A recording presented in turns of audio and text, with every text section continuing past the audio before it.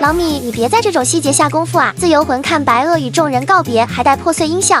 再见，田老师。唉，这是在做什么呀？再见，那个夏老师。再见，夏蝶。我也不善表露自己脆弱的一面。阿格雷亚的声音真的就是他一讲话，我就觉得他要我银行卡密码，我也给他的那种安全信任感。但是这样的人现在不在了，大家都不在了。再见，阿格莱亚。最后直接绷不住破防开骂。埃利密谢的白鳄。约好了。我刚什么事？等一下，你那个音效，我把你音响的给你砸了，你再搞那个音效试试看呢？有病是吧？